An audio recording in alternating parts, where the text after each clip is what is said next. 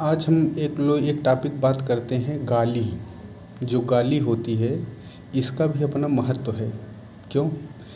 आदमी कुछ ख़राब काम जब करता है तो उसको एक भय होता है कि अगर मैं ख़राब करूँगा तो मुझे गाली पड़ेगी। तो यानी गाली जो है एक डिटरेंस का काम करता है, आपको डिटर करता है गलत चीज़ों के करने पर। तो इसलिए गाली का एक महत्व तो ये है। अब अगर गालियों का आप इतिहास देखेंगे तो ethnicity, family basis, animal husbandry या इससे रिलेटेड बहुत सारी जो चीज़ें हैं उनसे इसका हिस्ट्री जुड़ता है। कैसे? अगर आप एशियन कंट्रीज़ में देखेंगे तो जिन समाजों में या जिन स्थानों में जिन चीज़ों का बहुत महत्व होता है और जिनको लोग बहुत संवेदनशील बनाए रखते हैं, तो उन समाजों में या उन क्षेत्रों में उसी तरीके से गालियाँ विकसित हुई। जैसे कि एशिया में देखिए तो एशिया में फैमिली इशू बहुत बड़ा है, मतलब फैमिली को लोग बहुत ज़्यादा इम्पोर्टेंस देते हैं। इसलिए एशिया में जो गालियाँ बनी वो फैमिली बेस बनी, यानी माँ की गालियाँ, बहन की गालियाँ या इस तरह की गालियाँ।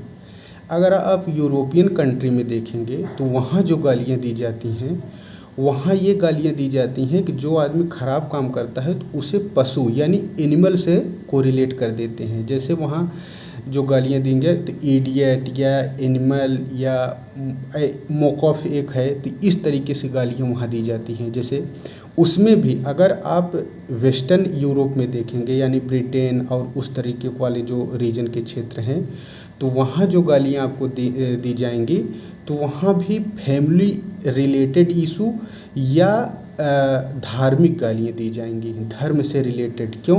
क्योंकि वहाँ धर्म जो है ज़्यादा संवेदनशील विषय रहा करता था, इसलिए जो गालियाँ वहाँ बनी वो धर्म से रिलेटेड बनी। आप वहीं अगर ईस्टर्न यूरोप में देखेंगे तो वहाँ जो गालियाँ बनी वो धर्म से रिलेटेड कम हो करके वो एनिमल से रिलेटेड बनी।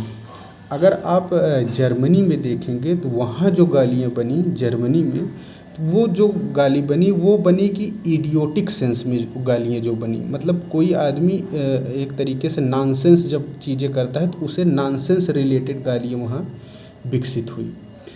आप अगर अफ्रीकन कंट्रीज़ में देखेंगे तो वहाँ जो गालियाँ बनी वहाँ भी फैमिली इशू या इस तरीके की इशू बनाए गए या एनिमल रिलेटेड दो ही गालियाँ ज़्यादा वहाँ विकसित हुई।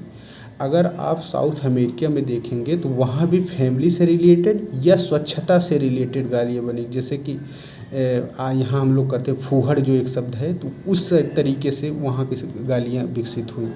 तो आप देखेंगे तो गालियाँ जो है ना हर जगह विभिन्न तरीके से विकसित हुई हैं। तो कोई जैसे यहाँ की गालियाँ जो है अलग सेंस में है, तो गालियाँ का भी अपना एक इतिहास रहा है और ये जो इतिहास है एक डेटर के रूप में रहता है। ज़रूरी नहीं हो कि गालियाँ हर समय हर तरीके से गलत ही दी जाएं। बहुत सारी गालियाँ ऐसी होती हैं जो कि आपको सुधार करने के लिए दी जाती हैं कि आप अपने लाइफ स्टाइल में या अपनी जो सोशल आपका एरेना है उसको सही करिए। तो उससे रिलेटेड भी आपको गालियाँ दी जाती है ताकि अपने जीवन में आप प्रोग्रेस करिए। तो उसको अगर पॉजिटिव वे में आप लेते हैं तो आप अपने में इम्प्रूवमेंट करेंगे। अगर आप में नेगेटिविटी है तो फिर उसका तो कोई इलाज नहीं। हर चीज़ का एक प्रोज एंड कॉन्स होता है, तो उसका भी एक प्रोज है, उसका भी एक कॉन्स है। तो ये डिपेंड करता है और ये पर्सन टू पर्सन वेरी करता है कि आप how to you tackle this things, यानी आपके ऊपर डिपेंड करता है how you are going to take this situation.